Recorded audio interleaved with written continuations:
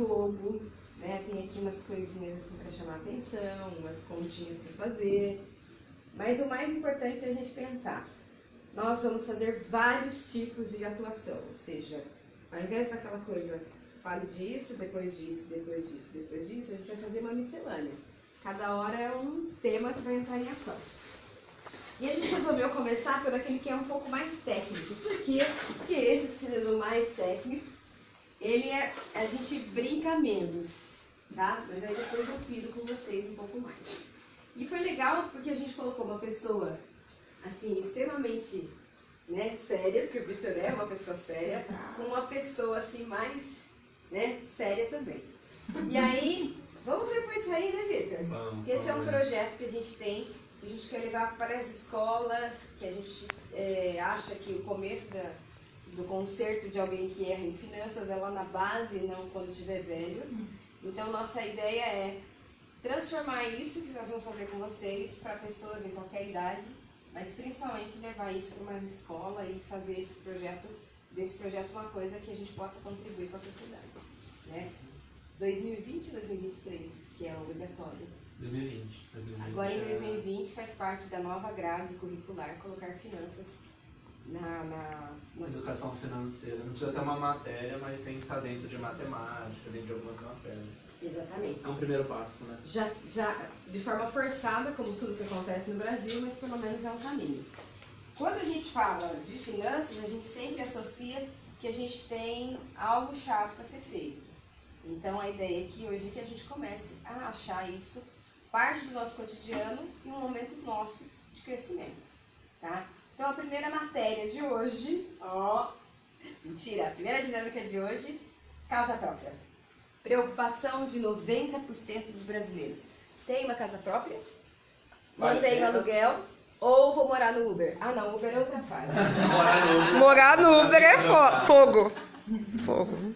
Gente, bom dia. Já conversei com todo mundo hoje, mas de volta aqui de novo na CHI. Para quem não me conhece, meu nome é Vitor, sou consultor financeiro, tenho uma empresa de consultoria, se chama Gestão Financeira Criativa. E conversando com a Toninha, a gente tem alguns projetos juntos, a gente falou, putz, em vez de ficar aquela aula falando, vamos pôr algumas coisas aplicadas.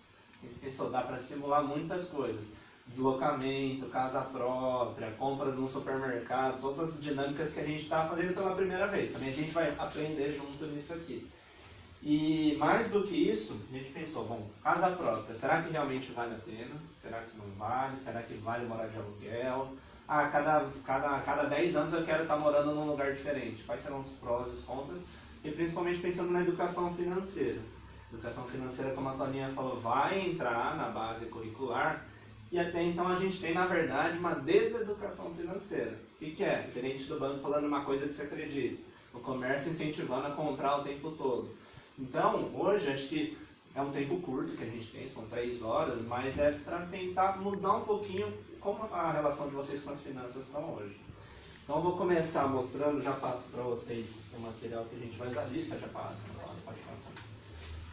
Mostrar, antes da gente entrar nesse exercício que eu quero fazer com vocês, alguns dados sobre sonhos.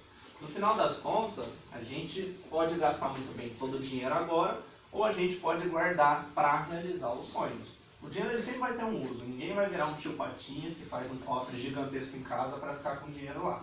Então, eu posso usar o dinheiro hoje, ou eu posso guardar para realizar os sonhos. Aqui é uma pesquisa para vocês verem lá no final do GEM Brasil, eles fizeram em 2012, então não está tão atualizada, mas até que mostra bem mais ou menos o que as pessoas têm de ideia. Então, começando, viajar pelo Brasil. 50%, metade das pessoas querem viajar.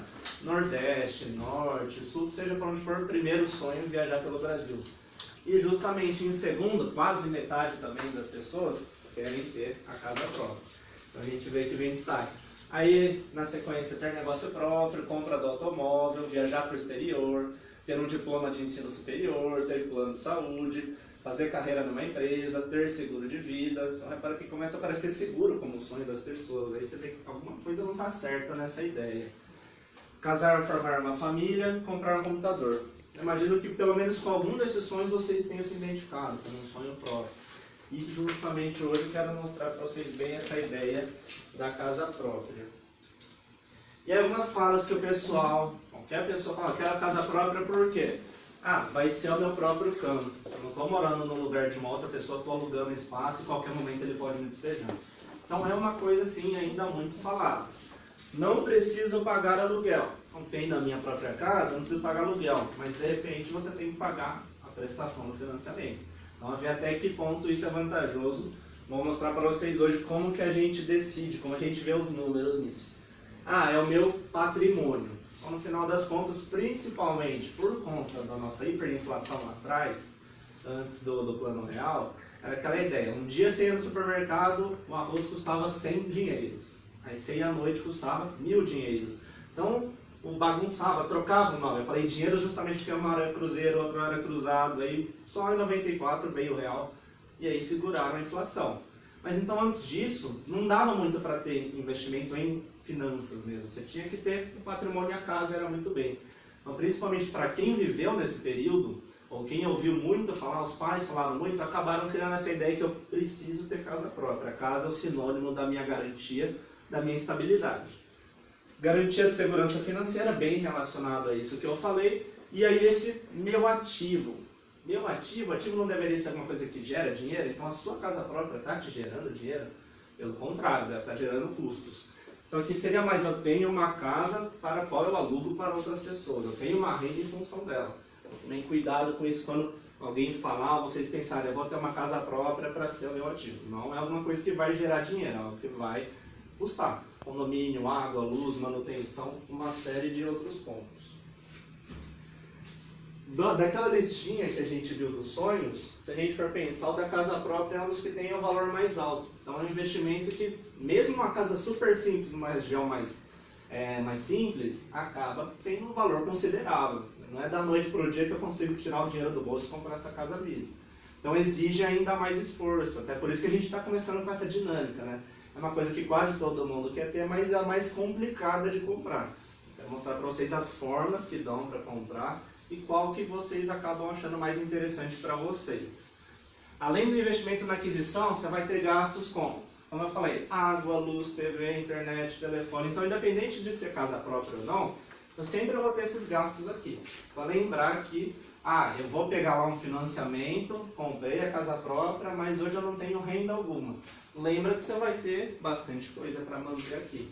Às vezes gastos com segurança, reforma. Às vezes eu compro uma casa, preciso dar uma reforma nela, preciso pintar. Então, algum investimento nisso também vai ter que ser direcionado. E aí as 3 formas que a gente tem de ter a casa própria. Então, a primeira delas é financiamento. Quero a casa hoje, é urgente, vou lá no banco, pego o dinheiro emprestado, compro essa casa. Já vamos ver mais em detalhes. Segunda é o consórcio. O consórcio a gente já vai ver também na sequência, que é como se fosse uma poupança coletiva. Só que não é um investimento, a gente vai ver por quê. E a terceira eu vou criar uma disciplina para eu conseguir começar a juntar dinheiro, não só deixar parado, como vou mostrar para vocês. Vou investir também, talvez isso demore mais tempo, mas eu vou lá, vou ter o dinheiro pronto, compro a casa à vista e ainda ganho desconto em relação a isso. Então, só explicando cada um desses 3 mais em detalhes, aí a gente entra no exercício mesmo. Então, primeira forma, casa própria via financiamento. Essa é para quem está com mais urgência de ter. Preciso ter para o ano que vem, para esse ano mesmo. Não tenho dinheiro, vou lá na porta de algum banco, falo, quero financiar meu próprio imóvel. O gerente vai lá, vai te dar esse dinheiro. O problema é que esse dinheiro você vai ter que devolver para o banco depois, e não só devolver o mesmo, você vai ter que pôr juros em cima. E lembrar que muitas vezes você tem que dar uma entrada. Então, no final das contas, pelo financiamento, uma casa que custa, por exemplo, 1 milhão, vai custar 2, 3 milhões, vai custar mais. Então, por isso, N vezes X. Você vai pagar mais que o valor da casa, no final das contas, por ter pegado o dinheiro emprestado de alguém. Segunda forma, o consórcio. Então, como eu falei para vocês, o consórcio é uma poupança coletiva. Mais do que isso, é uma forma que, eu não consigo ter o hábito de eu guardar meu próprio dinheiro. Então, no consórcio, você tem uma obrigação. Eles mandam um boleto, se não pagar boleto, tem multa, tudo. Então, é uma poupança coletiva e, vamos dizer assim, forçada. É justamente para quem tem dificuldade. A urgência já não é tão forte quanto a que a gente viu no financiamento. Você até tem condições que você pode dar lances para receber o dinheiro antes. E no consórcio, às vezes, não sei se alguém já teve alguma relação com algum vendedor de consórcio, muitas vezes eles chegam para vocês e falam: consórcio é um investimento para casa própria. Mas como investimento, se eu tenho que pagar uma taxa e no final das contas o crédito de 1 milhão da casa que eu ganhei, eu tive que pagar 1.500.000, 500 mil de taxa. Então não é investimento, é uma forma de juntar dinheiro e que também vai custar mais que o valor da própria casa, N vezes X de novo. E a terceira forma, a mais difícil, mas a que pode beneficiar mais o bolso. Quem conseguir pensar desse jeito aqui, vai conseguir comprar a casa à vista, vai ter desconto, não vai ter pendência para o futuro, vai estar totalmente resolvido com o gasto da aquisição. Então seria a primeira coisa, poupar. Vou guardar o dinheiro. Só que só guardar o dinheiro, será que vale a pena? Vou lá, deixo lá em casa, deixo na conta corrente. Não vale porque vocês conhecem a tal da inflação. Então não é aquela hiperinflação que eu falei que teve lá atrás, mas a cada ano o preço das coisas vai ficando mais caro. Você vai no supermercado hoje, compra o arroz por R$5, ano que vem já vai estar mais que 5. E ano a ano isso vai subindo. Então a inflação é isso, o aumento do preço das coisas.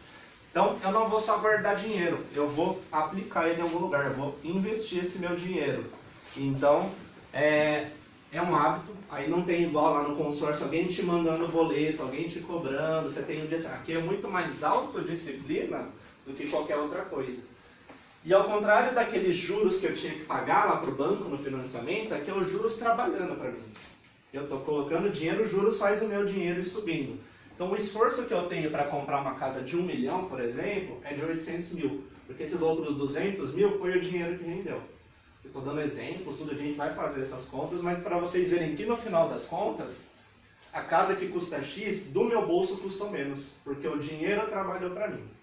Então, lembrar as 3 formas. Existem, funcionam muito bem, todas dentro da lei, todas de acordo, mas umas podem custar mais, outras podem custar menos. É o que a gente vai fazer contas na sequência.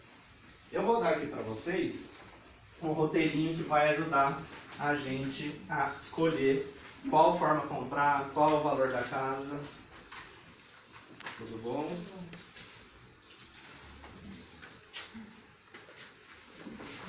Depois, eu não sei se a Andrea já mandou, pode mandar para ele depois os slides e a planilhinha que vai ajudar a preencher. Vou até abrir aqui só o Excel dela.